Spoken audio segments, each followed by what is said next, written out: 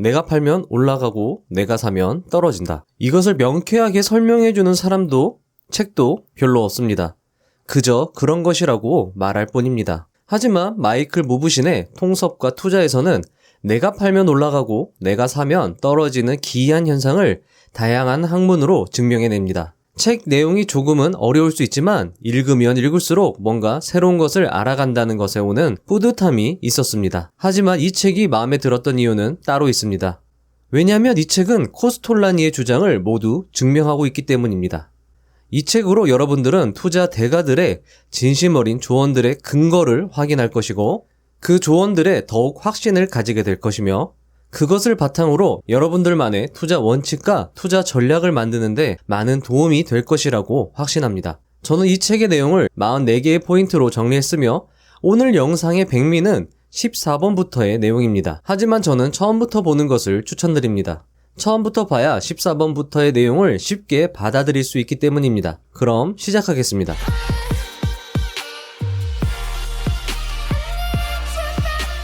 앞서 말씀드린 것과 같이 내용이 다소 어려울 수 있지만 이 책이 말하는 핵심은 4가지 단어로 압축 가능합니다. 첫 번째, 상황, 맥락. 두 번째, 확률. 세 번째, 복잡계. 네 번째, 다수의 오류. 이 단어를 머릿속에 넣어두시고 영상을 봐주시기 바랍니다. 이 4가지는 중간중간에 설명을 드리도록 하겠습니다. 1. 도대체 통섭이 뭔데? 통섭과 투자는 상당히 유명한 책입니다. 이 책은 투자 전문가들이 꼽은 주식투자 필독서 35권 중 6위에 랭크되어 있습니다. 하지만 이 책의 제목부터 막힙니다. 통섭. 통섭이 뭘까요? 통섭은 지식의 통합이라고 부르기도 하며 자연과학과 인문학을 연결하고자 하는 통합 학문 이론입니다. 이러한 생각은 만물의 본질적 질서를 논리적 성찰을 통해 이해하고자 하는 고대 그리스의 사상에 뿌리를 두고 있습니다. 좀 더 쉽게 말하면 통섭이란 진리를 찾아내고자 하는 하나의 방법입니다. 따라서 이 책은 정말 많은 지식 분야를 다루고 있으며 다양한 지식들이 공통적으로 말하는 주식시장의 비밀을 여러분들께 알려드리는 것이 오늘 영상의 목표입니다. 2. 15년에 걸친 놀라운 연구 결과. 심리학자 필 테들록은 15년에 걸쳐 전문가 수백 명에게 정치, 경제, 사건 수천 건을 예측해달라고 의뢰했다. 그리고 그들 몰래 그들의 예측 결과를 다시 추적했다. 전문가들의 예측 결과는 전반적으로 매우 실망스러웠다. 하지만 다양한 분야를 조금씩 아는 전문가들이 한 분야만 깊이 아는 전문가보다 예측 결과가 좋았다.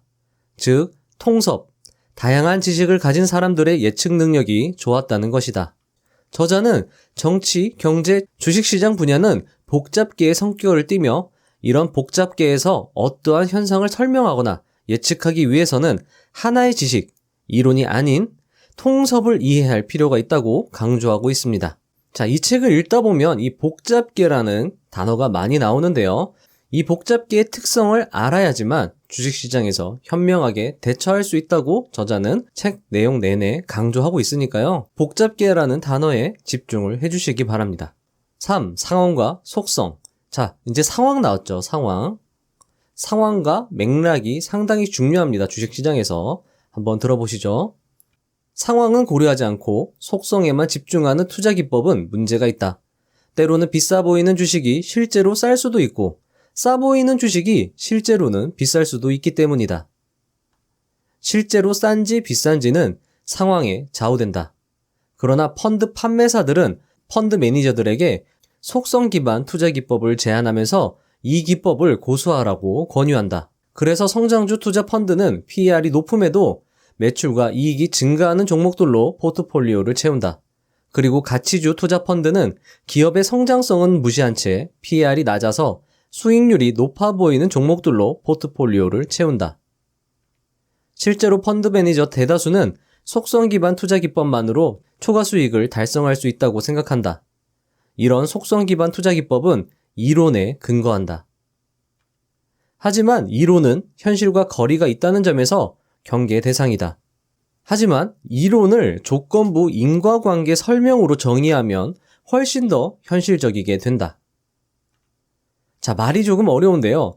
조건부 인과관계란 상황에 맞게 적용한다는 뜻입니다. 그래서 코스톨라니는 이론을 멀리하라고 했으며 코스톨라니의 달걀을 통해 주식시장의 멜로디, 시장의 맥락, 상황을 이해하는 것이 중요하다고 강조한 것이죠.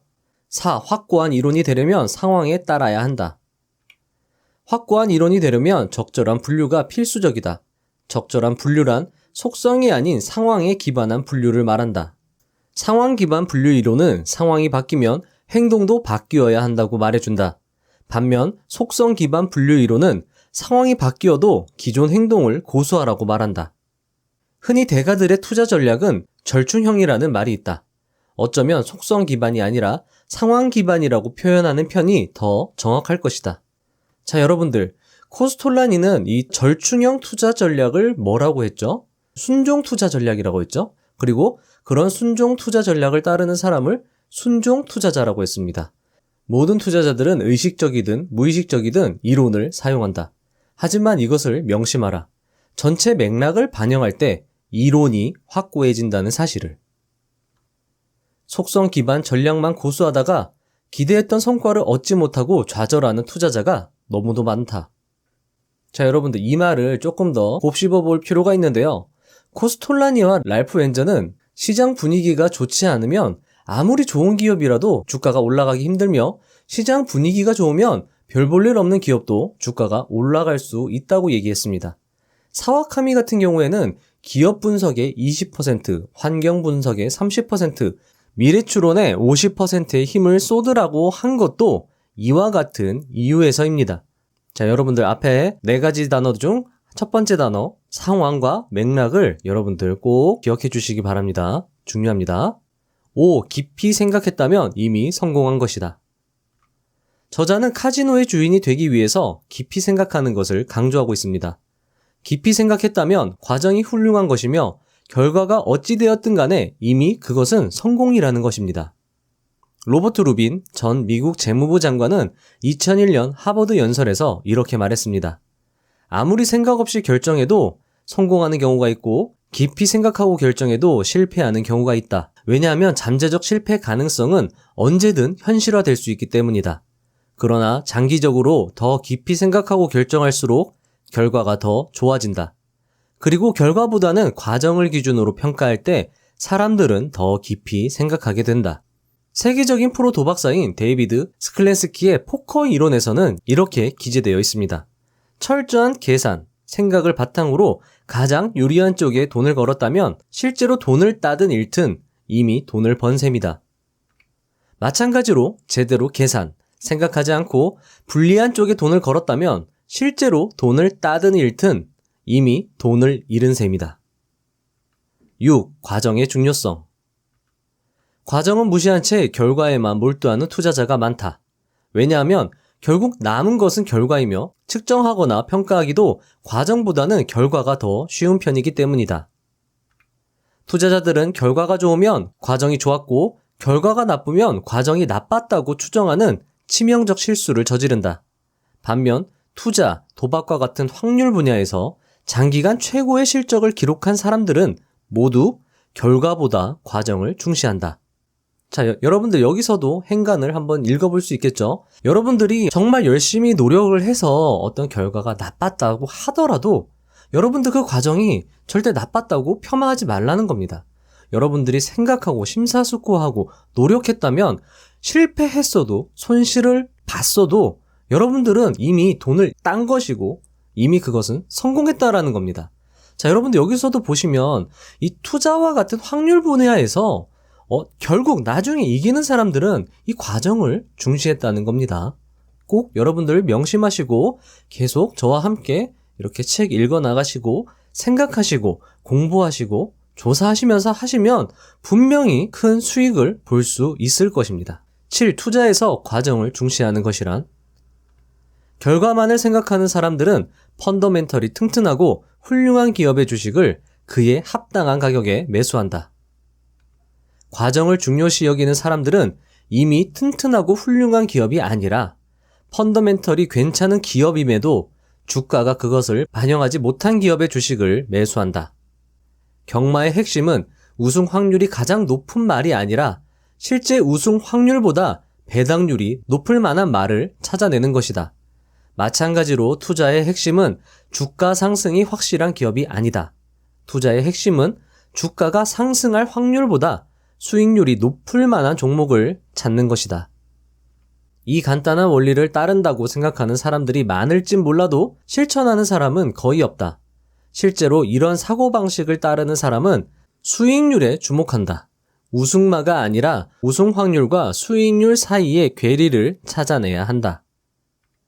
투자계의 레전드로 불리는 정채진 프로는 이 이론을 활용하여 주가와 이익의 괴리를 보이는 기업을 찾는 방법을 공개하셨습니다.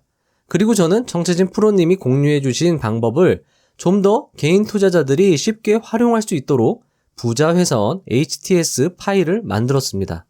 자, 부자회사원 HTS 엑셀 파일인데요. 이렇게 키움증권에서 데이터를 가져와서 여기에 복사 붙여넣기를 하면 자, 이런 식으로 주가와 영업이익의 괴리, 요 빨간색이 주가고요. 노란색이 영업이익입니다. 연환산 영업이익이에요. 자, 여기 보시면 매출액과 판관비와 영업이익과 순이익을 이렇게 시계열 그래프로 나타내 주는데요. 아까도 말씀드렸다시피 키움증권 데이터 가져오시면 요거는 자동으로 만들어지게 해놓은 파일입니다. 이 파일의 사용 방법과 다운로드 방법은 설명란에 제가 링크를 걸어둘 테니까요. 그 영상을 한번 참고해 주세요. 저는 항상 기업 발굴할 때 이 자료를 꼭 만들어 봅니다. 그래서 주가가 내려가고 있음에도 불구하고 영업이익이 올라가는 이 시점을 파악하려고 최대한 노력을 많이 합니다. 요때는 주가와 영업이익이 거의 함께 움직였죠. 근데 요 마지막 부분에 괴리가 발생했죠. 영업이익이 올라가고 있는데 주가는 그렇게 옆으로 기고 있잖아요. 요런 기업들이 발굴 대상이라는 겁니다. 8. 재무장관의 값진 조언. 전직 미 재무장관 로버트 루비는 의사결정 4원칙을 제시했다. 이 원칙은 금융계에서도 매우 유용하다. 1. 세상에서 확실한 것이 존재하지 않다는 사실이야말로 세상에서 가장 확실한 사실이다. 이 원칙은 불확실성을 다루는 투자업계에 잘 들어맞는다. 하지만 사람들은 자신의 능력과 예측을 과신하는 경향이 있다. 그래서 흔히 예상되는 결과 범위를 지나치게 좁혀 제시한다. 자, 예를 들면 A 주식을 샀을 때 결과는 A, B, C, D, E로 나타날 수 있는데 사람들은 결과를 한 B, C, D 정도로 좁혀서 생각한다는 거죠. 즉 이게 뭐냐? 생각하기 귀찮아한다는 겁니다. 그냥 예를 들면 삼성전자 샀으면 10만 원 정도까지 올라갈 거야 라고 생각해버리는 거죠. 하지만 삼성전자를 7만 원에 샀다. 예를 들면 8만 원에 샀다고 하면 10만 원이 될 수도 있고 20만 원이 될 수도 있고 6만 원이 될 수도 있고 5만 원이 될 수도 있고 이 다양한 상황을 다 검토를 해야 된다는데 사람들이 그렇지 않다라는 겁니다. 하지만 특히 주식시장에서 이런 행동은 엄청난 손실을 가져온다. 예상치 못한 사건도 일어난다는 점을 감안해서 투자에 임해야 손실을 줄일 수 있다. 자, 이 말이 뭔 말일까요? 조심해서 투자하라는 말입니다. 100% 확신하지 말라는 말이죠. 투자 대가들의 책을 이렇게 계속 읽다 보면 한 가지는 제가 확실하게 얘기할 수 있을 것 같아요. 뭐냐? 좋은 주식을 매수하는 것보다 나쁜 주식을 매수하지 않는 게 훨씬 더 중요하다는 겁니다. 여러분들 꼭 명심해 주세요. 이 의사결정은 곧 확률평가다. 자, 여러분들 확률 나왔죠? 저자는 이 확률, 아까 계속 말씀드렸지만 주식시장에서는 이 확률을 고려하는 것이 정말 중요하다고 강조를 하고 있습니다. 계속 보시다 보면 여러분들도 확률적으로 생각해야 주식시장에서 손실은 줄이고 이익은 극대화할 수 있구나라는 것을 느끼실 겁니다. 자, 한번 보시죠. 우리는 손실을 회피하려는 경향이 있다. 연구에 따르면 손실에 따른 고통이 이익에 따른 기쁨보다 2.5배 더 크다고 한다. 자, 이 손실에 따른 고통이 더 크다는 거죠. 따라서 우리는 이익 확률이 높은 쪽을 추구하게 되며 성장 가능성이 높은 중소형주보다 안정적인 대형 우량주를 선호하게 되는 것이다. 하지만 손실 회피 경향은 현명한 주식 투자자에게 적절하지 않다. 만약 어떤 기업의 주가가 1% 상승할 확률이 75%이고 주가가 10% 하락할 확률이 25%라고 가정하자. 평범한 사람이라면 손실을 회피하려 할 것이고 이익 확률이 높은 쪽을 선택하므로 이 기업에 투자할 확률이 높다. 자, 여러분들 여기에 제가 표로 이렇게 한번 만들어 봤어요. 자, 상승할 확률이 75%, 하지만 수익률은 요때 1%입니다. 자, 하락할 확률은 25%지만 이때 손실을 볼 확률은 10%, 수익률은 마이너스 10%라는 거예요. 자, 이걸 기대값으로 계산하면 기대값은 확률에 수익률을 곱하는 거거든요. 자, 상승할 때의 기대값은 0.75%, 하락할 때의 기대값은 마이너스 2.5%입니다. 자, 결국에 이 기대값이 마이너스 1.75%로 이 기업에 투자하면 손실 볼 확률이 높다는 거예요. 자, 우리는 보통 이 상승, 이 확률, 요 확률만 중시하고 요 확률은 경시하는 경향이 있다는 거죠. 자, 그리고 아까도 말했죠. 우리는 손실을 아예 우리 머릿속에서 배제하려는 경향이 있는데, 자, 요 부분과 요 부분을 아예 제껴버린다는 거죠. 머릿속에서. 자, 그럼 남는 게 요 부분이란 말이에요. 요 부분만 봤을 때 이 기업은 좋은 기업이라고 착각하게 되는 거죠. 하지만 이렇게 확률적으로 모든 상황을 진짜 요것도 두 가지 시나리오밖에 제가 계산을 안 한 건데 시나리오 한 4개 정도 나올 수 있거든요. 그렇게 여러분들이 생각을 하시면 납득 가능하게 조심하게 된다는 겁니다. 불확실하더라도 선택해야 한다. 우리가 내리는 결정은 대부분이 불완전하거나 불충분한 정보에 근거한다. 하지만 그럼에도 불구하고 우리는 사용 가능한 정보를 지혜롭게 활용해야만 한다. 루소와 슈메이커는 사람들은 정보가 많을수록 의사결정이 개선된다고 생각하지만 실제로는 그렇지 않다고 주장했다. 그들은 경마꾼들을 대상으로 실험을 했고 정보가 늘어날수록 예측력은 개선되지 않았지만 자신의 예측력에 대한 확신은 높아졌다고 밝혔다. 4. 의사결정을 평가하려면 결과는 물론 과정도 보아야 한다. 좋은 과정은 현재 가격과 기대값을 면밀하게 검토하는 것이다. 투자자들은 양질의 피드백과 지속적인 학습을 통해 이 과정을 개선해야 한다. 결과가 중요하지 않다는 말이 아니다. 결과는 정말 중요하다. 그러나 단지 결과만으로 평가한다면 올바른 의사결정 과정에서 필연적으로 따르는 위험까지도 회피하게 된다. 자, 여러분들 아까 말씀드렸죠? 이걸 회피하게 된다는 거죠. 이렇게 안 하면 우리는 그냥 생각으로 이걸 아예 삭제해버리는, 머릿속에 삭제해버리는 본능을 가지고 있는 사람들이기 때문에 이렇게 분석을 하는 게 필요하다는 겁니다. 이거 틀려도 괜찮아요, 여러분들. 9. 일반 주식 vs 소외주. 우량주의 주가는 내재 가치가 이미 반영되어 있는 편이다. 따라서 이런 주식들은 기대 이상으로 좋은 실적이 발표되더라도 주가는 별로 상승하지 않는다. 그러다 시장의 기대를 충족하지 못하면 주가는 급락한다. 기대를 충족할 확률은 높지만 기대값은 마이너스이다. 자, 역시 이것도 제가 이렇게 한번 만들어 봤습니다. 자, 아까랑 비슷하죠? 상승할 확률이 75%지만 수익률은 1%, 하락할 확률은 25%지만 손실률은 10%입니다. 자, 그렇게 계산을 한다면 기대값은 마이너스로 계산이 되는 거죠. 자, 소외주 보실게요. 소외주는 자주 시장의 실망을 안긴 탓에 계속 주가가 하락한 종목이다. 그러나 좋은 실적을 내면 급등한다. 실적이 나쁠 확률이 높지만 기대값은 플러스이다. 자, 보시죠. 상승할 확률은 낮아요. 하락할 확률이 높습니다. 하지만 수익률은 상승했을 때 많이 올라간다는 거죠. 급등이 나온다는 겁니다. 자, 하락하면 많이 떨어지진 않겠죠. 왜냐? 이미 많이 떨어졌으니까. 자, 그러면 기대값을 계산하면 상승했을 때의 기대값은 9%, 하락했을 때의 기대값은 마이너스 7%입니다. 결국에 기대값은 플러스라는 거예요. 자, 여러분들 잘 보시죠. 그냥 직관적으로 아무 생각 없이 판단하게 되면 이거 생각을 날리게 되죠. 자, 그러면 소외주는 투자했을 때 기대값이 30%야 라고 착각한다는 겁니다. 사실은 아니죠. 기대값이 플러스입니다. 자, 여기도 마찬가지죠. 75%의 기대값을 갖는다고 착각을 하지만 사실은 마이너스 기대값이라는 거예요. 10. 위험, 불확실성, 그리고 확률. 투자자는 위험과 불확실성을 구분할 줄 알아야 한다. 위험은 결과를 알 수 없지만 결과의 분포는 아는 경우이다. 불확실성은 결과를 알 수 없고 결과의 분포도 알 수 없는 경우다. 위험은 객관적 확률이고 불확실성은 주관적 확률이다. 위험에는 항상 손실 가능성이 포함되지만 불확실성은 손실 가능성이 포함되지 않을 수 있다. 그렇다면 투자자는 왜 위험과 불확실성을 구분해야 할까? 투자가 본질적으로 확률을 다루는 일이기 때문이다. 투자자들은 항상 투자 기회를 확률의 관점으로 봐야 한다. 이것을 아는 것이 핵심이다. 따라서 다양한 상황에서 확률을 어떻게 계산할 것인지, 어디에 함정이 숨어 있는지 세심하게 생각해야 한다. 11. 확률 관련 분야 대가들의 공통점. 집중. 그들은 자신의 능력 범위에 대해서 정확히 알고 있다. 자, 메타인지죠. 그래서 그들은 자신이 잘하는 분야에 집중하는 편이다. 다양한 산업과 기업들을 두루 다루면서 경쟁 우위를 확보하기 쉽지 않기 때문이다. 이 말은 주식에서도 메타인지를 중요시 여겨야 한다는 제 영상과 일맥상통합니다.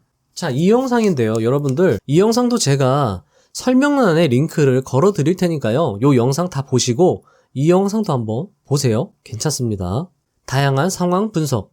그들은 다양한 상황을 분석하기 위해 많은 정보를 수집한다. 가이코의 탁월한 펀드 매니저 루 심프스는 매일 5시간에서 8시간 자료를 읽지만 매매는 거의 하지 않는다. 3. 신중한 거래. 그들은 괜찮아 보이는 상황에서도 매매에 신중을 가했다. 왜 그럴까요? 100% 확률은 없으니까요. 그래서 항상 신중에 신중을 기했다. 내가 아무리 확신을 해도 거기에 또 신중을 기했다는 거죠. 거는 돈. 그들은 기대값이 불리하면 돈을 걸지 않는다. 하지만 상황이 유리하다고 생각될 때만 공격적으로 건다. 자, 이것도 역시 단도 투자를 말하는 것이겠죠. 도박은 매번 돈을 걸어야 하지만 주식 투자는 그렇지 않다. 따라서 도박보다 주식 투자가 돈 벌기에 훨씬 유리하다. 기관 투자자는 매번 투자를 해야만 한다. 실적 때문이다. 하지만 개인 투자자는 그렇지 않다. 마찬가지로 기관 투자자보다 개인 투자자가 돈 벌기에 훨씬 유리하다. 12. 전문가들이 틀리는 이유. 코스톨라니는 전문가, 경제학자들을 극도로 경계합니다. 주식 투자에서 그들의 의견은 거의 틀렸다고, 쓸모가 없다고 주장합니다. 통섭과 투자에서는 코스톨라니의 주장을 근거를 들어 뒷받침하는데요. 한번 들어보시죠. 수만 시간을 종사한 덕분에 전문가는 해당 분야에 정통할 수 있지만 오히려 인식의 유연성이 감소할 수도 있다. 인식의 유연성이 감소하면 문제가 복잡해질수록 전문가의 능력이 감퇴할 수 있다. 이것은 심리학에서 말하는 기능적 고착으로 설명이 가능하다. 자신이 가진 지식 때문에 오히려 문제를 다른 방식으로는 잘 해결하지 못한다는 것이다. 우리는 기존 관점을 고수하려는 경향이 있으며 다른 관점을 좀처럼 받아들이지 않는다. 또 하나의 심리학, 환원 편향으로도 설명이 가능하다. 환원 편향은 사람들이 비선형 복잡계를 선형 단순계처럼 다루려는 경향이다. 상황은 무시한 채 속성만으로 시스템을 평가하는 오류이다. 예를 들면 일부 투자자는 가치평가, 상황은 무시하고 단순 저가주, 속성에만 관심을 집중한다. 경제학자들도 환원 편향에 빠진다. 왜냐하면 그들은 균형 단순계에 적합한 도구와 비유를 통해서 복잡계를 설명하려고 하기 때문이다. 그 결과 새로운 기법, 참신한 단서, 체계 변화 등을 좀처럼 받아들이지 못한다. 저자는 전문가들과 일반 대중이 기능적 고착과 환원 편향에 잘 빠지는 경향이 있으며 이것을 극복하기 위해서 필수적인 것은 유연성과 맥락, 상황을 살피는 것이라고 강조했습니다. 그리고 저자는 또 이렇게 말하기도 했습니다. 주식시장에서는 투자 전문가 대다수가 참고할 만한 가치도 없다. 13. 투자자를 현혹시키는 3가지 심리. 일관성, 사회적 인정, 희귀성. 일관성에서 오는 오류. 경마꾼들은 돈을 걸기 전보다 돈을 건 후에 자신이 선택한 말이 우승할 거라는 확신이 더 커진다. 일단 결정한 후에는 상황이 바뀌더라도 기존 결정을 유지하도록 안팎의 압력을 받는다. 보유 종목을 동료에게 권유하거나 공개적으로 추천했다면 의견을 번복하기 쉽지 않다. 이와 관련된 개념이 바로 확증의 덫이다. 자신의 견해를 뒷받침하는 증거는 받아들이고 뒷받침하지 않는 증거는 무시하거나 폄하하는 경향이 있다. 이런 일관성에서 오는 오류를 완화하는 방법은 세상을 확률적 관점으로 바라보는 것이다. 자, 역시 또 강조가 되고 있죠? 확률. 하지만 저는 이렇게 말씀드리고 싶습니다. 냉정하게 심사숙고해서 내린 결정이라면 일관성을 유지하라. 그리고 내가 내린 결정을 계속 의심하라. 냉정하게 끊임없이 생각하라. 그래도 그 결정이 맞다고 생각하면 일관성을 유지해라 라고요. 자, 심리학에서 말하는 일관성과 투자에서의 일관성을 잘 구분하시기 바랍니다. 2. 사회적 인정에서 오는 오류. 투자란 서로의 의견을 맞춰보는 일종의 사회적 활동이다. 투자 의견이 한 목소리를 내거나 주가가 극단적으로 움직인다는 사실을 인지하면 그것은 사회적 인정에 의해 투자 의견과 주가가 움직이고 있음을 알아차려야 한다. 3. 희귀성에서 오는 오류. 사람들은 희귀한 정보를 원한다. 문제는 정말로 희귀한 정보인지 구분해내기 어렵다는 점이다. 한 가지 방법은 시장의 기대를 역으로 분석해 말이 되는지 확인해 보는 것이다. 자, 여러분들 책에는 이 예시가 없어서 제가 좀 찾아봤는데요. 이런 것입니다. 자, A라는 기업이 있는데요. 이익이 점차 줄어들고 있어서 주가 역시 상당 기간 하락한 상황입니다. 시장의 기대치는 역시나 부정적이겠죠? 자, 그런데 A기업에서 신제품을 개발하고 있다는 사실을 알게 되었습니다. 자, 이거 어떻게 확인하는지 볼까요? 자, 그렇다면 저자가 말했던 것처럼 시장의 기대를 역으로 분석해 보는 것입니다. 자, A기업의 시장의 기대는 좋지 않다. 그것은 이익의 감소 때문이다. 이익이 왜 감소하는가? 재무제표상 연구개발비의 비중이 상당히 높다. 연구개발비가 왜 많이 소요되는가? 신제품을 개발하기 때문이다. 즉, 신제품 개발하는 게 맞다. 이런 식으로 하는 거죠. 14. 중요합니다. 복잡계인 주식시장에서 직관적 결정의 위험. 직관체계는 빠르고 반사적이며 무의식적이고 통제하기 어렵다. 추론체계는 느리고 노력이 필요하며 순차적이고 통제가 가능하다. 인간의 의사결정에서 직관체계와 추론체계를 분리하는 것은 불가능하다. 추론체계가 합리적인 판단을 하려면 직관체계가 정상적으로 작동해야 한다. 직관은 경험과 습관에 의해 형성되며 추론은 학습과 생각에 의해 형성된다. 직관체계는 흔히 외부 세력에 의해 조작당할 때 오류가 발생한다. 대표적인 사례가 광고이다. 광고는 대개 강렬한 인상을 이용해서 우리 감정에 영향을 미치려고 한다. 주식시장은 복잡계이다. 비선형인 동시에 비정상이다. 문제가 비선형일 때는 직관적으로 이해하기 어렵다. 따라서 투자자들은 주식의 기대값을 평가할 때 감정에 휘둘리지 않도록 해야 한다. 자, 여러분들, 저자가 상당히 중요한 개념을 설명해 주었는데요. 다시 한번 살펴봅시다. 자, 일단 초보 투자자분들은 직관적으로 투자 결정을 해서는 안 됩니다. 왜냐하면 직관은 경험과 습관에 의해 형성되는데 초보 투자자들은 경험이 부족하고 습관이 형성되기 전이라 올바른 직관이 형성되기 전이라는 거죠. 더욱이 직관은 광고의 영향을 쉽게 받을 뿐만 아니라 복잡계에서 효용성이 떨어집니다. 따라서 우리들은 직관보다는 추론, 느리게 결정하고 노력해서 결정하고, 자, 이게 중요한데요. 순차적으로 결정을 해나가야 합니다. 자, 여기서 순차적이라는 말이 느리게 결정하는 것과 노력해서 결정하는 것을 모두 내포하고 있는 개념이거든요. 왜냐? 순차적으로 하게 되면 빨리 할 수 없어요. 그리고 순차적으로 하려면 노력해야 합니다. 뭔가 자기 루틴이 있어야 되는 거거든요. 자, 여기서도 제가 써놨어요. 순차적으로 결정하려면 루틴화된 투자 결정 방법이 있어야 됩니다. 이거 제가 8개월 전에 만든 영상인데요. 지금 봐도 괜찮습니다. 제가 만들었지만 잘 만든 것 같더라고요. 영상 설명란에 제가 링크를 걸어둘 테니까요. 이 영상 보시고 여러분들만의 루틴을 만드는 게 중요합니다. 요건 참고만 해주세요. 15 멋대로 하도록 내버려 두면 사람들은 서로 모방한다. 모방은 인간에게 중대한 영향을 미친다. 유행과 전통은 모두 모방의 결과이다. 투자 역시 본질적으로 사회적 활동이므로 모방이 큰 영향을 미친다고 보아야 마땅하다. 그렇다면 이 모방이 투자에 유리할까 불리할까? 저자는 투자에 있어서 과도한 모방은 문제를 일으킨다고 강조하며 신기한 개미들의 움직임을 이야기합니다.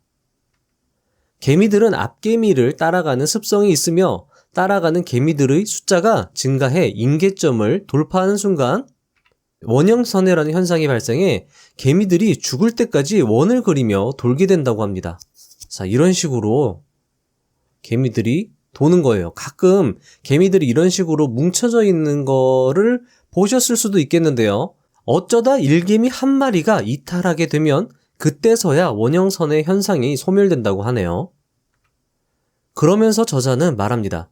모방의 함정에서 벗어나기는 정말 어려우며 사람들이 집단적 사고에 빠진다는 말은 전적으로 옳다. 사람들은 집단적으로 광기에 휩쓸렸다가 한 사람씩 서서히 제정신으로 돌아오곤 한다. 16. 애널리스트들의 군집행동. 이보 웰치에 의하면 증권회사 애널리스트들의 매수 매도 의견은 다른 애널리스트들의 의견에 상당한 영향을 미쳤다. 애널리스트들은 대개 주변 애널리스트들의 의견을 살펴보고 나서 자신의 의견을 결정하기 때문이다. 17. 시장은 효율적일까 비효율적일까? 자, 이것도 여러분들이 잘 판단하셔야 됩니다. 전문가들, 경제학자들은 시장이 효율적이라고 말한다. 모든 것은 주가에 반영되어 있고 주가는 합리적이라고 말한다. 하지만 시장은 일반적으로 비효율적이며 간혹 예외적으로만 효율적일 뿐이다. 주식시장이 비효율적인 이유는 아마도 주식시장이 복잡계이며 비선형적이며 비정상적인 특징을 가지고 있기 때문일 것이다. 하지만 많은 복잡계에서 다양한 개인들이 효율적인 성과를 창출하고 있다. 투자자의 다양성이 유지된다면 시장은 효율적으로 움직인다. 시장이 효율적으로 움직인다면 초과 수익을 달성하는 체계적인 방법도 존재할 수 없다. 즉, 다양성이 상실될 때 우리는 투자 수익을 거둘 수 있습니다. 복잡계에서 효율적인 성과를 창출하는 그들은 아마도 다양성이 상실될 때를 잘 포착하는 군중에서 한 걸음 뒤로 물러나 그들을 바라보는 자들일 것입니다. 18. 다양성과 시장의 효율성. 시장은 다양성이 유지되면 대체적으로 효율적이지만 다양성이 사라지면 대체적으로 비효율적이 된다. 즉, 다양성이 유지되는지 살펴보면 시장이 효율적인지 비효율적인지 판단할 수 있다. 군중행동이 대표적인 사례이다. 군중행동은 수많은 사람들이 남들을 모방해 똑같은 결정을 내리는 행위이다. 간혹 시장은 일시적으로 특정 감정에 휩쓸리는 경향이 있다. 이때 시장은 다양성을 상실해 폭등, 모두가 매수하거나 폭락, 모두가 매도하게 된다. 대중과 개인들의 의견을 객관적으로 평가하려고 노력하면 어느 정도 판단을 내릴 수 있을 것이다. 자, 여러분들 여기 보시면 제가 얼마 전에 주식시장의 분위기에 대해서 제가 이렇게 설문조사를 한 게 있어요. 2,100명 정도 투표를 해주셨는데 대부분 의견이 약세장 후 변동장이라는 것에 많은 투표를 해주셨습니다. 그러니까 요 전에는 지금 약세장이었고 지금이 변동성장이라는 거죠. 자, 그러면 여러분들, 이거는 어떻게 보면 저희가 여기에 요 4개 중에 투표를 했다면 저희는 여기 안에 있는 거지만 저희가 이거를 지금 저희가 이렇게 함께 보는 과정이 군중에서 한 걸음 떨어져 지켜보는 거겠죠. 그랬을 때 약세장 후 변동장이라고 선택한 사람들은 왜 그렇게 생각을 했을까? 또 그 다음 많은 강세장 후 변동장이라고 했던 사람들은 왜 그렇게 생각을 했을까? 가장 다수의 의견을 차지하고 있는 현재는 변동장이 맞는데 강세장이었다라고 말하는 사람과 약세장이라고 말했던 사람들 중에 누가 더 맞는 의견인가? 그리고 군중에 대부분의 사람들이 생각하는 심리는 어떤 것인가? 여러분들이 잘 생각하시고 판단하시는 게 좋겠죠? 저는 이거라고 생각을 했거든요. 자, 이 영상을 보시는 분들의 의견도 상당히 궁금합니다. 역발상 투자를 하려면 소수가 아니라 다수가 저지르는 오류에 초점을 맞춰야 한다. 자, 여기서 정말 저는 제가 봤을 때 맨 처음에 말씀을 드렸다시피 이 책이 말하는 핵심 중에 4번째 단어였죠. 다수가 저지르는 오류. 여기에 초점을 맞춰야 한다고 했는데요. 우리는 보통 역발상 현상, 역발상 종목에 집중하려고 하지만 그것들은 소수이기 때문에 쉽게 찾기가 힘듭니다. 하지만 오류를 저지르는 다수의 초점을 맞추면 다수의 오류는 비교적으로 쉽게 찾을 수 있다는 겁니다. 그래서 우리들은 역발상 투자를 하려면 오히려 다수를 봐야 된다는 거예요. 다수가 어떻게 움직이는지, 군중이 어떻게 움직이고 있는지 생각을 하고 있는지 여러분들은 그것에 초점을 맞추고 그게 만약에 일반적인 현상에 의해서 어떤 이론적인 현상에 의해서 움직이는 것처럼 보인다고 하면 우리는 한 발짝 떨어져서 그것과 반대로 행동할 수 있는 거겠죠. 제 책에 보면 여기에 한 별표가 5개 쳐져 있습니다. 그만큼 저는 인상 깊게 봤던 문장입니다. 19. 케인즈 가라사대, 대중이 생각하는 대중의 견해는? 오늘날 실제로 투자 전문가들이 은밀하게 추구하는 목표는 동료와 함께 반치까지 동원해서 대중을 속여 불의한 수익을 차지하는 것이다. 존 메이너드 케인즈. 대부분의 사람들은 예측할 때 이른바 관행에 의존한다. 이러한 관행적 결정의 대표적인 예가 바로 케인즈의 미인투표 이론이다. 케인즈 미인투표 이론에서 심사위원들은 자신이 보기에 최고의 미인을 고르는 것도 아니고 다른 사람이 보기에 최고의 미인을 고르는 것도 아니다. 심사위원들은 다른 사람들이 예상하는 평균적인 의견을 예상하여 미인을 뽑는다는 것이다. 즉, 관행적인 미인을 뽑는다는 것이다. 관행이란 사회 구성원들이 널리 인정한 것을 그대로 행하는 것을 말합니다. 투자 전문가, 기관 투자자들 역시 관행적으로 혹은 관행적이라고 생각되어지는 것을 예상하고 투자합니다. 왜 그럴까요? 그래야 욕을 덜 먹거든요. 일부 전문가들은 그런 관행을 역으로 이용하여 그것과 걸맞는 이론과 논리를 개발하여 대중들을 현혹시키고 관행적인 것은 받아들이기 편하므로 대중들은 자연스럽게 그 의견을 수용하게 됩니다. 그렇게 군중심리가 형성되며 폭락과 폭등이 발생하게 되는 것이죠. 자, 여기 제가 한번 정리를 해봤어요. 관행적 투자 의견 배포. 자, 이건 광고가 될 수도 있고요. 기관 투자자는 이때 투자합니다, 벌써. 자, 그러면, 쉽게 납득됩니다. 책임을 전가할 수 있습니다. 왜냐? 상대방이 쉽게 납득을 했기 때문에 만약에 나중에 잘못돼도 그거 네 생각이었잖아 라고 하면 할 말이 없는 거예요. 자, 그렇게 군중심리가 형성됩니다. 개인 투자자들은 이때 투자해요. 근데 이때는 이미 많이 오른 후입니다. 왜냐? 기관 투자자들은 워낙 많은 물량을 매수하기 때문에 이때 기관 투자자가 움직일 때 이미 많이 올라간 상황인데 개인 투자자가 이때 산단 말이에요. 이미 많이 오른 후라는 겁니다. 자, 그리고 모두 똑같이 생각하게 됩니다. 그러면 말씀드렸죠? 매수는 매수를 부르고 매수는 매수를 부르고 그러다 보면 폭등이 발생하는 거죠. 하지만 특정 시점에서 투매가 나옵니다. 누가 투매할까요? 이분들이 많이 먹고 투매하시겠죠. 뭐 그런 식입니다. 다 그런 건 아니겠지만, 그리고 기관 투자자가 의도치 않았지만 기관 투자자가 만약에 설명을 정말 기가 막히게 했다면 이런 현상이 의도치 않게 발생될 수 있다는 거예요. 자, 관행적이라는 개념 자체가 평범하다는 의미입니다.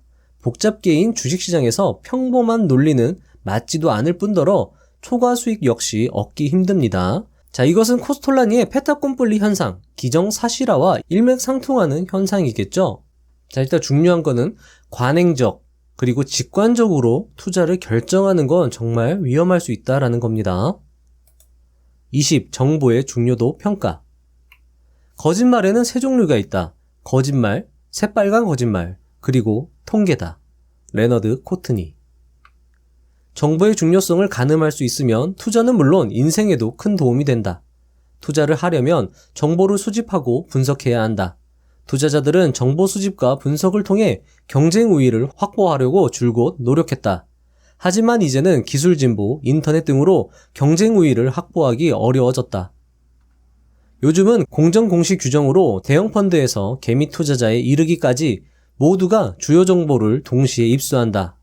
그런데도 여전히 애널리스트들은 독점 정보를 찾아다니고 있다. 하지만 그런 독점 정보가 얼마나 가치 있는지는 의심된다. 결론부터 말하자면 투자자가 신규 정보를 탐색하는 것은 좋은 일이다. 그러나 정보의 양이 증가한다고 해서 정보의 가치도 반드시 증가하는 것은 아니다. 투자자들은 정보의 중요도를 잘못 평가하는 경향이 있으며 그 정보는 표본 추출 과정에서 오류가 있을지도 모르며 그 정보는 이미 시장 가격에 반영되어 있을 수 있다.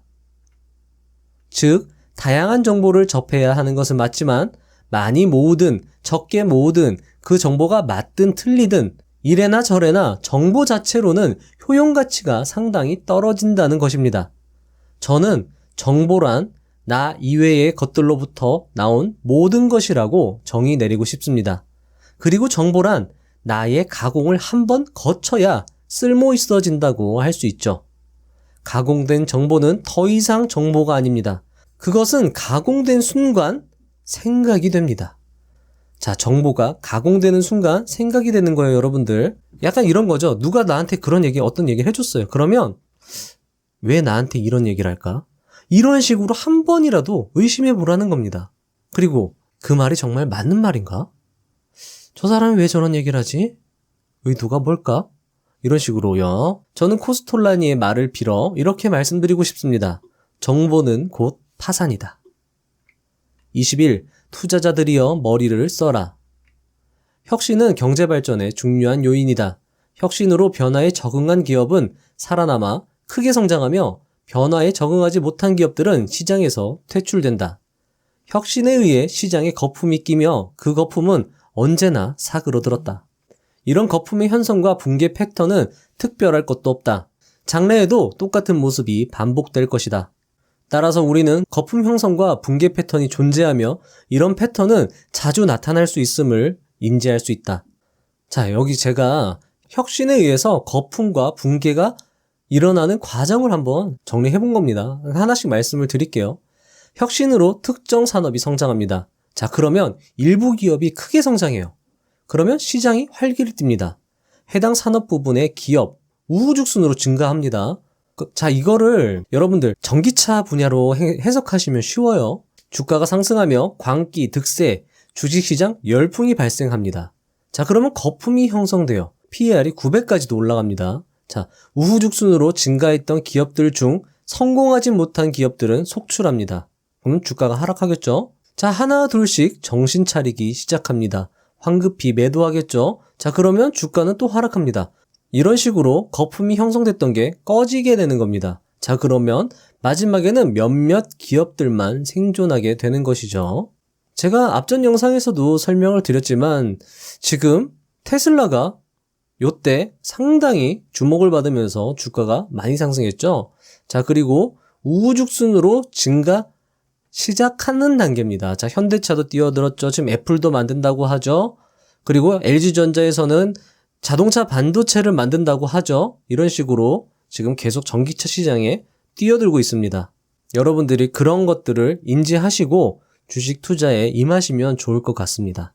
그러니까 애플이 전기차 만든다고 전기차 너무 좋아, 전기차 산업이 너무 좋아 라고 생각하는 것도 좋지만 앞으로 이런 어떤 행태들이 계속 반복되다 보면 언젠가는 전기차도 거품이 꺼질 수 있다라는 걸 인지하시고 투자에 임하셨으면 좋겠다는 거죠.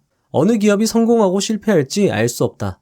따라서 살아남은 기업들에 주목해야 한다. 그리고 살아남은 기업들에 투자했을 때 큰 수익을 거둘 수 있다. 자, 그리고 여기서 만약에 크게 재미를 못 봤다면 요 마지막 시점에 좀 재미를 볼 수 있다라는 거죠. 여러분들 항상 기회는 있습니다. 위기는 기회고 기회는 위기입니다. 그리고 위기는 또 다시 기회가 되죠. 위기와 기회는 맞물려서 계속 기회를 만들어 줍니다.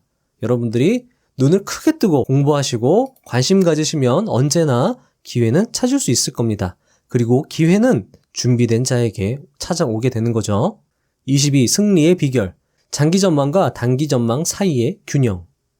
어느 포럼에서 포춘 100대 기업의 한 임원은 향후 25년을 대비하는 경영 전략을 세운다고 말했는데 정말 터무니없다.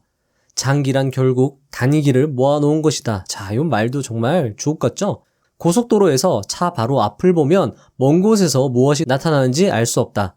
반대로 너무 멀리만 보면 바로 앞이 보이지 않아 안전운전을 장담할 수 없다. 즉 상황에 따라 초점을 적절히 옮겨가며 멀리 보기도 하고 가까이 보기도 해야 한다. 23. 장단기 전략 수립에 용이한 성공 전략. 첫 번째, 너무 멀리 보지 마라. 고수라면 10에서 15수 앞까지 볼 거라고 생각하지만 그렇지 않다. 필요한 만큼 몇 수만 볼 뿐이다. 정보가 불확실하기 때문에 너무 멀리 보는 것은 시간 낭비다. 두 번째, 복수의 대안을 마련하고 상황에 따라 끊임없이 수정하라.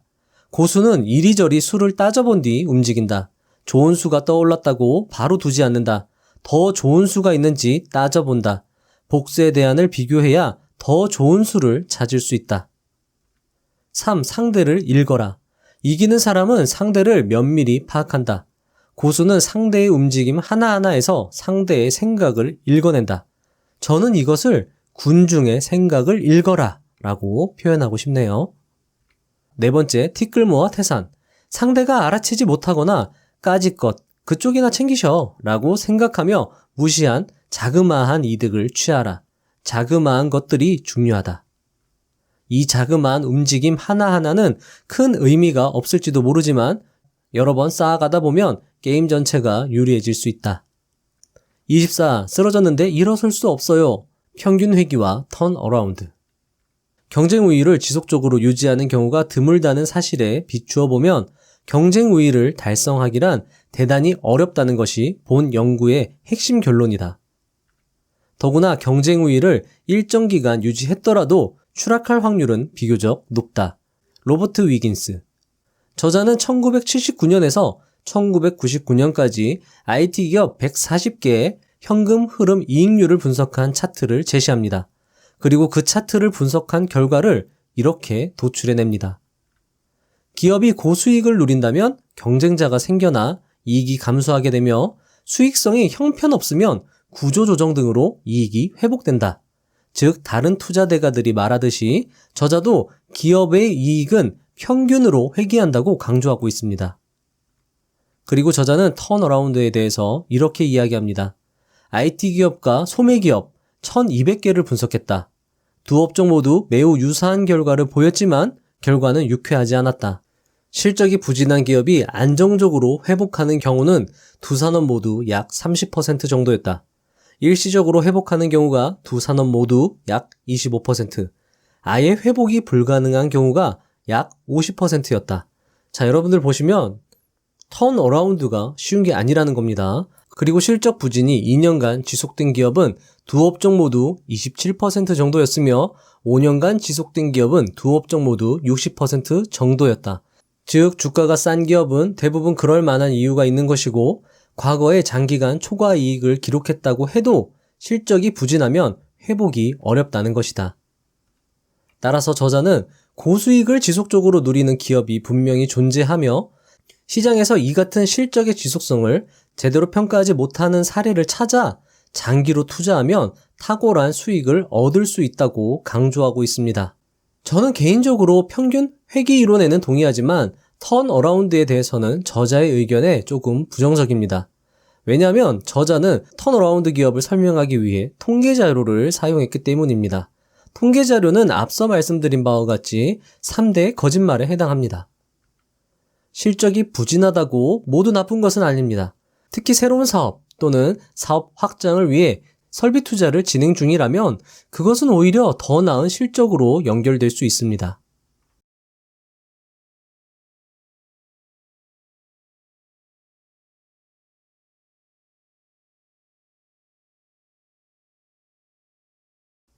따라서 단순 통계에 의지하지 말고 해당 기업을 자세히 들여다본다면 좋은 기회를 발굴할 수 있을 것이라고 생각됩니다. 25. 성공 투자를 위한 다각도 검토. 더 많이 읽을수록 더 많은 것을 알게 되고 더 많이 배울수록 더 많은 곳에 갈 수 있다. 닥터 수스. 나는 미시적 수준에서 개인들이 투자에서 성공하려면 어떻게 해야 하는지 주목했다. 분석의 단위는 다르지만 전달하고자 하는 메시지는 같다. 다양한 정보를 획득하고 인식하면 투자 실적을 개선할 수 있다는 것이다. 투자뿐만 아니라 많은 분야에서 앞서 나가는 사람들이 다양한 정보를 활용함으로써 이득을 얻고 있다는 강력한 증거가 있다. 26. 놀라운 미로 찾기 사례.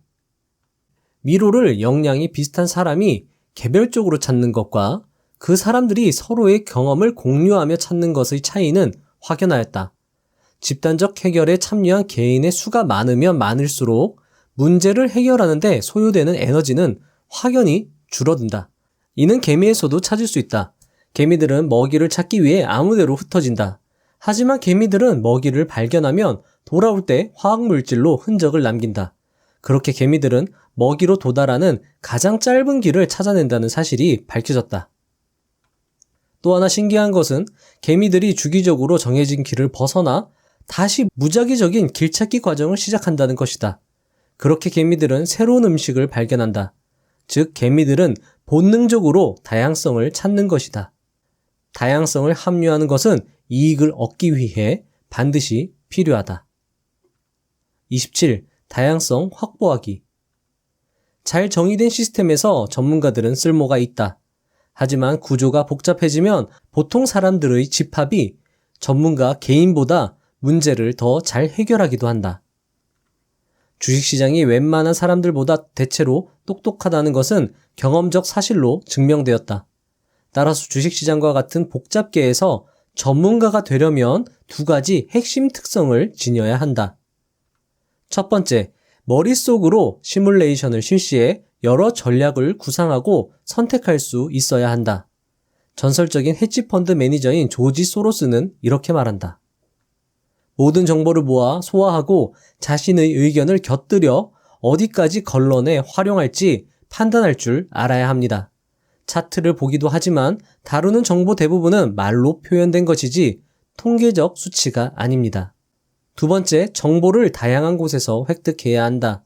시뮬레이션을 하기에는 어려움이 있지만 다양한 아이디어를 구하는 것은 얼마든지 가능하다.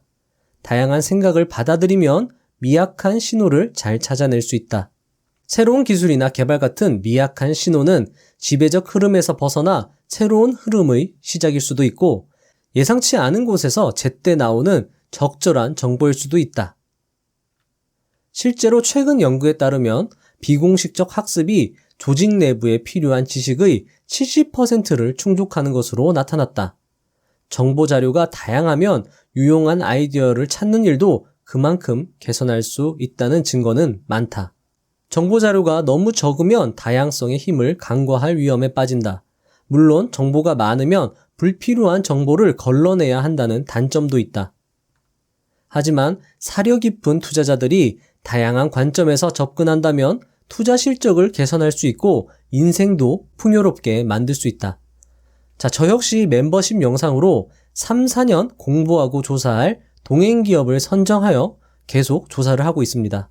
하나의 기업에 대한 다양한 투자 의견이 인터넷상에 정말 널려 있더라고요. 정말 많은 의견들이 있었습니다.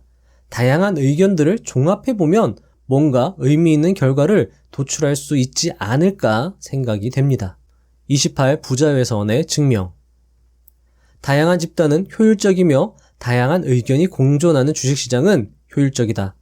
효율적인 시장은 초과 수익을 허용하지 않는다. 즉, 다양한 집단, 다양한 의견은 초과 수익을 허용하지 않는다. 획일화된 집단, 획일화된 의견이 팽배한 주식시장은 비효율적이다. 비효율적 시장에서는 초과 수익이 허용된다. 획일화된 집단, 의견은 초과 수익을 허용한다. 즉 시장이 획일화될 때를 잘 포착하면 초과 수익을 얻을 수 있다. 획일화된 집단 안에 있을 때는 본인이 획일화되었는지 군중 속에 있는지 잘 모른다. 하지만 군중 속에서 빠져나와 군중 밖에서 그들을 본다면 그들이 군중 심리에 휩싸여 있는지 그들의 의견이 획일적인지 알 수 있을 것이다. 29. 두꺼운 꼬리와 투자. 현실 세계에서는 평균과 중간 못지않게 분포의 꼬리에서 결정되는 일이 많다. 평균이 아니라 예외적인 상황에서, 점진적이 아니라 돌발적으로, 중산층이 아니라 엄청난 부자들에 의해서 세상은 움직인다. 우리는 평균적인 생각에 얽매이지 말아야 한다. 필립 앤더슨, 노벨 물리학상 수상자, 경제학의 분포에 대한 몇 가지 생각. 필립 앤더슨의 지적처럼 분포의 꼬리에서 세상을 뒤흔드는 격변이 일어나곤 한다. 예컨대 1987년 10월 주가 대폭락 당시 S&P 500 지수가 20% 이상 급락했는데 이런 일은 표준 편차 밖에서 이뤄지는 매우 희귀한 사건이었다. 저자는 두꺼운 꼬리가 투자자들에게 의미하는 것을 다음과 같이 말합니다. 원인과 결과가 비례하지 않는다. 즉, 작은 자극이 엄청나게 큰 결과를 초래한다. 그러면 결과에 합당한 그럴듯한 이유를 찾기 어려워진다. 위험과 보상이 선형으로 비례하지 않는다. 따라서 통계적 방법으로 시장을 적절하게 설명하지 못한다.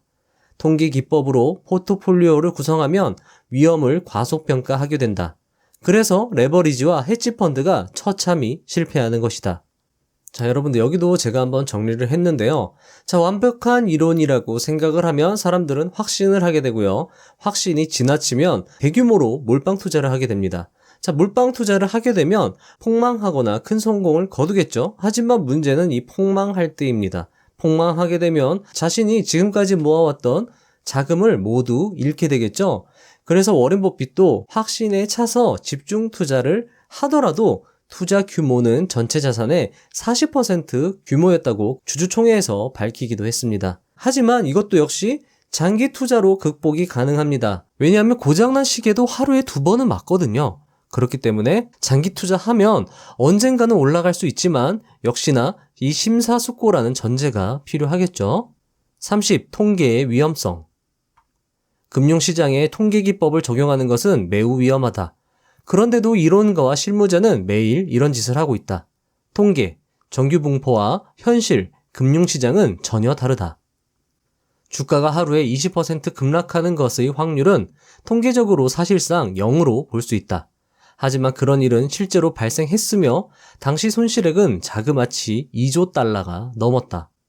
즉, 큰 부를 창출하는 또는 파산을 만드는 사건은 절대 평범한 통계적 이론, 정규 분포를 따르는 것이 아닌 예상치 못한 사건, 사고, 즉 두꺼운 꼬리 부분에서 벌어진다는 것이다. 결국 우리는 어떤 것도 확신해선 안 되며 확률적으로 조심스럽게 투자해야 한다는 교훈을 얻을 수 있다. 30일 복잡계처럼 작동하는 주식시장. 자, 이거 중요합니다. 주식시장은 복잡계의 모든 특성을 지니고 있다. 이러한 복잡계에서 투자자들이 주의해야 하는 2가지가 있다. 첫 번째는 모든 결과에 대해 원인을 계속 탐색하지 말아야 한다는 것이다. 복잡계에서는 절대 원인과 결과가 자연스럽게 연결되지 않는다. 두 번째는 개별 정보에 집착하지 말고 시장 자체를 이해해야 한다는 것이다. 예컨대 재무제표, PER에만 집착한다면 절대 투자에 성공할 수 없다. 그런 개별 정보와 시장 전체의 맥락, 흐름, 분위기 등을 함께 살펴야 올바른 투자를 할 확률이 높아진다. 32. 얻은 정보 활용하기. 바쁜 투자자는 경험이나 주먹구구식에 의존한다. 최선은 아니지만 시간이 절약된다. 그런데 편향적인 의사결정을 하기 쉽다는 단점이 있다. 이런 편향을 미리 알아두면 투자 결정을 제대로 하게 되어 손실을 최소화할 수 있다. 가장 대표적인 편향은 많은 투자자와 경영자들이 현재의 실적 수치에 초점을 맞추고 공시자료에 너무 많은 시간을 낭비하고 있다는 것이다. 즉, 현재 실적, 공시에 편향되어 결정을 내린다는 것이다. 현명한 투자자라면 현재에 초점을 맞추기보단 미래에 초점을 맞춘다. 기업의 미래에 대한 시장의 기대치와 같은 의미 있는 정보에 초점을 맞춰야 한다는 것이다. 공시는 절대적으로 남의 말이다. 남의 말에 의존하면 복잡계인 주식시장에서 성과를 내기 어렵다. 시장을 이해하려면 시장이 복잡계라는 점을 알아야 한다. 시장은 지식, 자원, 동기가 모두 다른 다양한 투자자들의 상호작용을 반영해 움직인다. 따라서 개별 투자자의 의견에 지나치게 초점을 맞추면 수익을 내기 쉽지 않다는 사실을 명심해야 한다. 33. 자연스럽게 설명되는 인과관계의 위험성. 투자를 하다 보면 내키지 않더라도 인과관계를 밝혀내지 못하는 상황에 맞닥뜨린다. 그러면 자연스럽게 인과관계를 설명하는 이야기를 지어낸다. 투자자들은 왜 그렇게 인과관계를 중시할까? 실수를 예방하려면 설명이 되어야 하기 때문이다. 시장이 왜 이렇게 움직였는지 밝히려고 집착하면 인과관계를 잘못 찾아내거나 엉터리 설명을 만들어낼 위험이 크다. 시장에서 벌어지는 커다란 변동은 설명하기가 대부분 쉽지 않다. 언론 대부분은 결과에 대한 원인을 끼워 맞추는 식으로 떠들어댄다. 이 그럴듯한 설명이 인과관계를 파악하고자 하는 기본적 욕구를 충족하기 때문에 우리는 그것을 선뜻 받아들인다. 인과관계를 밝히려는 인간의 타고난 욕구를 충족하기에는 주식시장은 적당한 곳이 아니다. 조간신문에 실린 전날의 주식시황은 그냥 재미로 보라. 결코 공부할 내용은 아니다. 34. 성장의 함정. 성장은 중요하다. 기업은 이익 증대를 통해 주주가치를 창조하기 때문이다. 그러나 일단 기업의 핵심 사업이 성숙 단계에 도달하면 성장을 위한 새로운 플랫폼 개발은 만만치 않은 위험이 따른다는 명백한 증거가 있다. 여러 해에 걸쳐 평균 이상의 주주 수익률 증가를 유지할 수 있을 만큼의 성장을 이룰 수 있는 기업은 대략 10개 중 하나에 불과하다. 결과적으로 대부분의 경영진은 이기기 힘든 싸움을 해야 한다. 주식시장에서는 기업이 계속 성장하기를 바라지만 추가 성장 전략을 세우기는 어렵다. 애널리스트와 투자자들은 기업들이 수년간 계속 높은 이익 성장세를 유지할 수 있다고 믿는다. 하지만 실제 그런 일이 일어날 확률은 극히 희박하다. 35. 왜 커다란 동물은 많지 않은가? 자연계의 개미는 수없이 많이 존재하지만 여러분들 여기에 보면 개미의 무게를 모두 더하면 인간의 무게를 모두 더한 것보다 크다고 합니다. 코끼리는 상대적으로 매우 적다. 개미는 엄청 많은데 코끼리는 상대적으로 적습니다. 마찬가지로 소기업은 매우 적지만 대기업은 몇 개뿐이죠.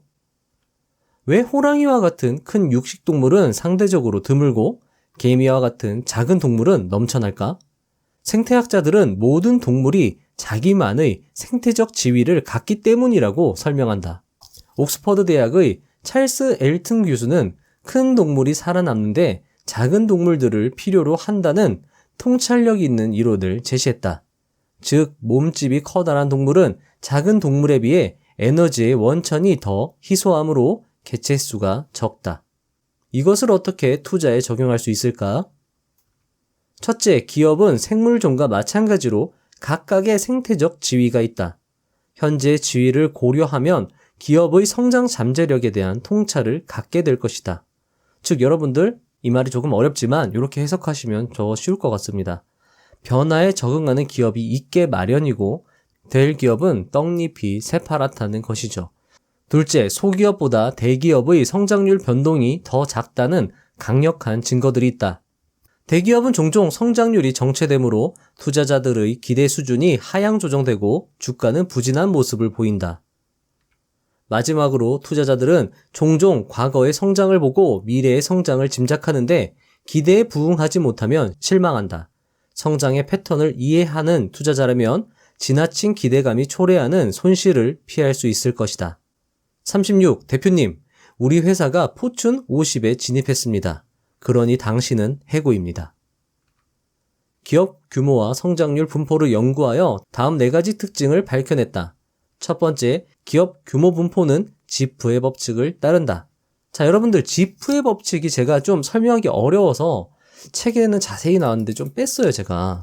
지프의 법칙은 앞서 말씀드린 어떤 개미와 코끼리 얘기랑 비슷한데요. 어떤 소수가 다수를 지배하는 그런 법칙입니다. 예를 들면 여기 보시면 전 세계 고소득층 상위 20%가 전체 재산의 75%를 소유하고 있으며 최하위 20%는 겨우 2%만을 소유하고 있다. 이게 이제 파레토의 원칙이라는 건데요. 이게 지프의 원칙과 일맥상통합니다. 결국 그렇게 이해를 하시면 돼요. 환경이 크게 달라져도 초대형 기업은 극히 소수고 소기업들이 대부분이라는 사실은 여전할 것이다. 두 번째, 기업 규모가 커질수록 성장률의 분산은 줄어든다. GDP의 상당 부분을 차지하는 대기업은 GDP 성장률을 월등히 능가하기 쉽지 않다. 예를 들면 삼성전자의 성장률은 코스피 지수의 성장률보다 월등히 높아질 수 없다는 것이죠. 왜냐하면 삼성전자가 코스피의 대부분을 차지하고 있기 때문이죠. 마찬가지로 대형주들 역시 시장에서 차지하는 비중이 크기 때문에 시장 수익률을 의미 있는 수준으로 능가할 수는 없습니다. 한때 엄청난 성장을 실현했던 50대 기업이 계속 성장하길 기대하지만 이 기대에 부응하지 못하는 경우가 많다. 세 번째, 대기업은 성장률이 종종 정체된다. 이것은 기업전략위원회가 실시한 심층 연구의 결과이다.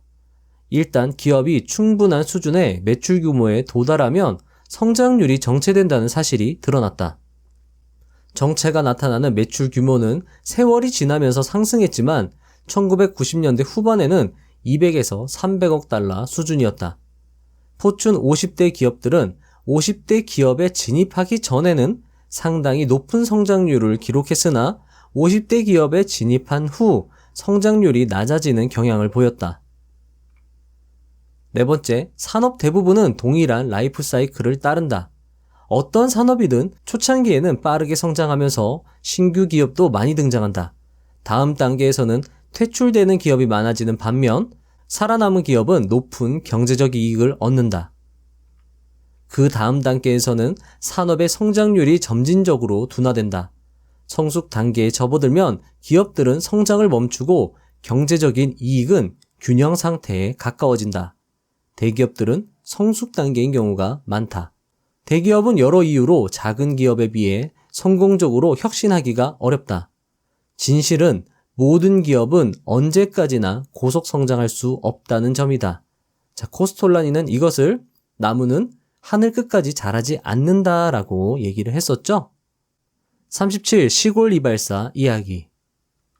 시골 이발사에 대한 기사 2건이 2년 반 정도의 간격으로 월스트리트 저널에 실렸다.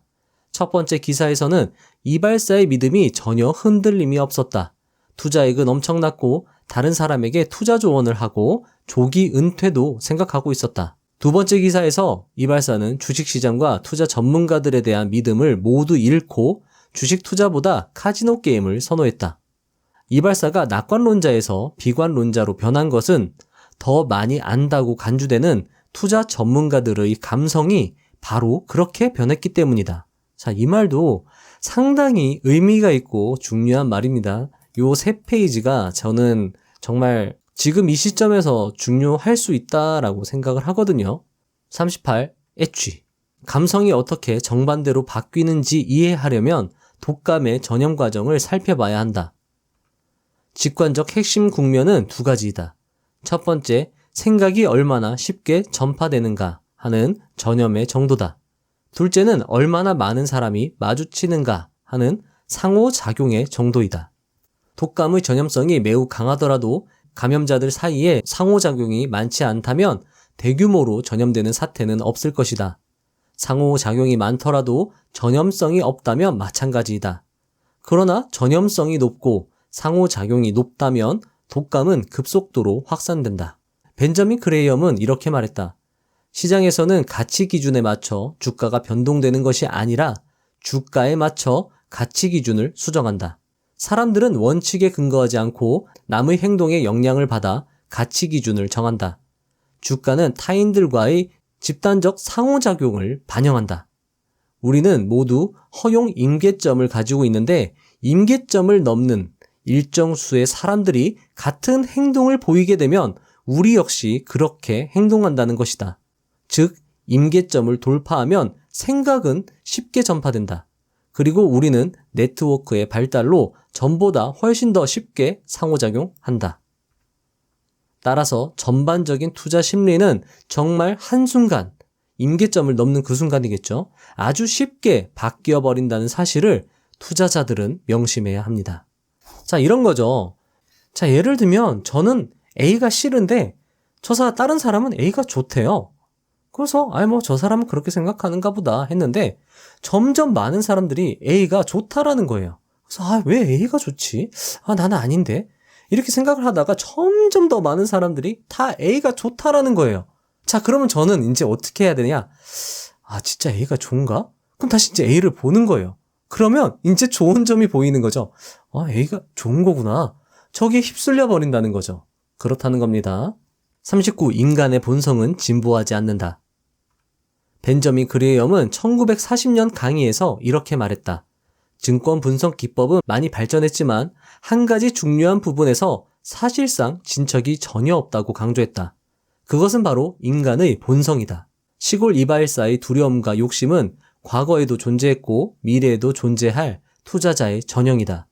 그러면서도 그레이엄은 결국 투자자들의 극단적 정서도 결국 지나간다는 사실 또한 강조하였다. 그러면서 그레이엄은 이렇게 말했다. 과거 경험을 참고하면 오늘날 투자자들이 보이는 극단적 태도는 지속되지 않을 것이다. 또한 번영과 과잉의 시기가 다시 찾아오면 과거에 저질렀던 잘못을 스스로 용서하는, 즉 망각하는 경향을 보일 것이다. 자, 여러분들 여기도 정말 중요한 얘기가 나왔죠. 코스톨라니가 처음에 이런 얘기를 했습니다. 사람들은 의외로 지나갔던 일, 그리고 오늘 일어났던 일을 잘 모른다고요. 그게 뭐냐? 까먹는다는 겁니다. 즉, 2년 전에, 1년 전에, 한 달 전에, 혹은 어제 있었던 일을 사람들은 대부분 망각하는 경향이 있다라는 거예요. 자, 그러면 여기서도 시사점이 하나 있죠? 사람들은 대부분 잘 있습니다. 잘 망각합니다. 그러면 저희들은 어떻게 해야 될까요? 우리들은 어떻게 해야 할까요? 지난 일들을 잘 살펴보고 잊어버리면 안 된다는 겁니다. 다시 한번 말씀을 드릴게요. 저번에 있었던 몇 달 전에 있었던 장이 강세장입니까? 약세장입니까? 한번 잘 생각해 보시기 바랍니다. 40. 자신의 견해를 유지하라. 극단적 낙관론이나 비관론이 나타나면 이 기대 수익은 왜곡되는 경향이 있다. 투자자들은 수익률이 가장 낮을 때 가장 높은 수익률을 기대하고 가장 높을 때는 가장 낮은 수익률을 기대한다.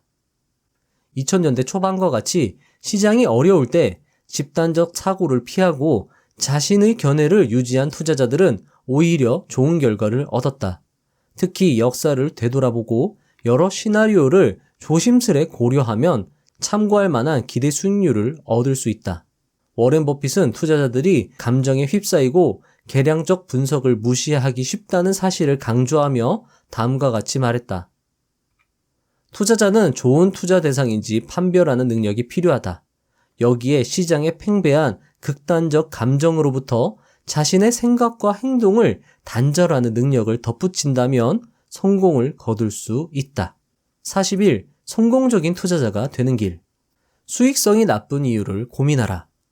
수익이 나쁘다면 왜 나쁜지 이해하는 것이 중요하다. 선행 투자가 이뤄져 현재 수익이 나쁘다면 미래 수익은 좋을 수 있다. 현재 수익이 저조하다는 이유로 전망이 밝지 않다고 착각하지 말아야 한다. 반대로 성숙한 기업의 수익이 형편없다면 경쟁력이 소진되고 산업은 공급 초과로 몸살을 앓고 있다고 볼 수도 있다. 어떤 회사는 경쟁적 우위를 갖기 힘든 신산업에 투자하기도 한다. 따라서 수익성이 나쁜 이유를 자세히 살펴보는 것이 매우 중요하다고 저자는 강조하고 있습니다. 예상치 못한 실적 변화를 찾아라. 경험에 따르면 주가는 어느 방향이든 실적 변화와 깊은 관련이 있다. 자, 주가와 실적 변화는 어느 방향이든 간에 깊이 관련이 있다라는 겁니다. 반대로 가든 주가와 실적 변화가 같은 방향으로 가든 다른 방향으로 가든 어쨌든 깊은 관련이 있다라는 거죠. 자, 계속 보시겠습니다. 그러나 투자자들은 실적 변화를 충분히 예상하지 못한다. 따라서 현명한 투자자라면 시장의 기대치를 측정할 때 주의를 기울여야 하며 그 기대치가 변할 것인지 아닌지 결정해야 한다. 시장의 기대치를 고려하지 않거나 제대로 측정하지 못하는 투자자들이 많다. 수익성이 얼마나 지속될지 판단하라. 이건 워렌 버핏이 말한 해자가, 즉 경쟁 우위가 얼마나 지속될지 판단하라는 말과 같은 말입니다. 수익성은 평균으로 회귀하려는 힘이 강하게 작용한다. 고수익 산업은 경쟁이 치열해져 수익성이 악화되고 저수익 산업은 자본이 유입되면 수익성이 개선되기도 한다. 경쟁 과정에서 초과 수익이 사라지기까지 얼마나 걸리는지 알아보는 것은 필수이다. 이것에 따르더라도 우량 기업의 주식이 반드시 좋은 것은 아니다. 전략이 중요하다. 가장 형편없는 산업에서도 가치를 만들어내는 회사가 존재하고 가장 잘 나가는 산업에도 가치를 파괴하는 회사가 있다는 점에 주목해야 한다. 이런 점에서 기업의 경쟁 전략이 중요하다. 장기적으로 투자하려면 전략을 꼼꼼하게 평가하는 것이 필수이다. 임원이 어디에서 근무하는가? 저자는 재능이 뛰어난 임원은 매우 드물기 때문에 배치가 어떻게 되는지 신경 써야 한다고 말합니다. 하지만 개인 투자자가 이것을 알기 어렵습니다.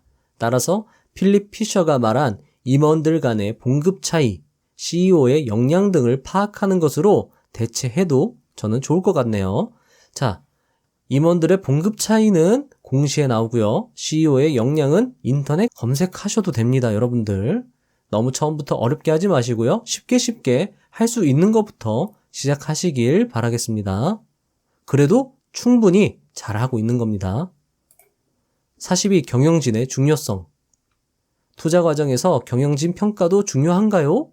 내가 고객과 학생들에게 가장 많이 받는 질문이다. 경영진 평가는 확실히 중요하다. 단기 수익을 추구하는 투자자에게는 경영진 평가가 그다지 중요하지 않다. 단기적으로 주가는 경영진보다는 특정 사건이나 시장 흐름에 좌우되기 때문이다. 그러나 장기적으로는 경영진이 회사의 실적과 주가에 커다란 영향을 미친다. 43. 투자 기간의 단기화. 최근 연구에 따르면 사람들은 먼 미래의 큰 보상보다 당장 얻는 작은 보상을 선호한다. 내일 사과 2개를 받느니 오늘 당장 사과 1개를 받고 싶어 한다. 장기 보상이 더 매력적임에도 단기 보상을 선택하기 때문에 장기 투자가 어려워진다. 여기에 더해서 스트레스를 받으면 우리 몸은 어떤 반응을 보일까? 요컨대 당장의 위기를 모면하려고 한다. 혈압이 상승하고 시급한 조직에 에너지를 공급하며 단기 기억력이 강화되고 면역 체계와 생식 등 장기 프로젝트는 보류된다. 펀드 매니저가 스트레스를 받으면 단기 실적에 집중하기 쉽다. 만약 주식시장이 폭락장, 폭등장 등 변동성이 심해진다면 스트레스는 심해질 것이고 가뜩이나 단기 실적을 중시하는 사람들은 더욱 단기 실적에 목을 맬 것이다. 44. 투자 과정에서 스트레스를 받으면 어떻게 해야 할까? 답은 장기적 관점을 유지하도록 노력하는 것이다. 오디세우스는 세이렌의 유혹에 넘어가지 않으려고 부하들을 시켜 자신을 돛대에 묶었다.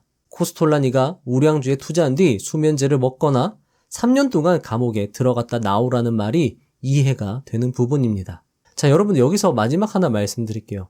우량주에 투자하라는 게 죄송해요. 여러분들 이게 우량주가 시가총액이 높은 건지 아니면 재무 건전성이 뛰어난 건지 아니면 미래 가치가 훌륭한 건지 그거는 여러분들 잘 생각하셔야 됩니다.